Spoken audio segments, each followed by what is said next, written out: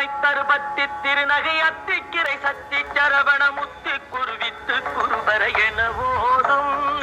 முத்தை தருபத்தி திருநகை அத்திக்கிரை சத்தி சரவண முத்தி குருவித்து குருபர என ஓதும்.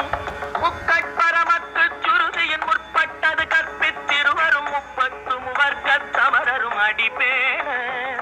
முக்கட்பரமக்கு சுருதியின் முற்பட்டது கற்பித்திருவரும் முப்பத்து முவர்க்கத் தமரரும் அடிபேண.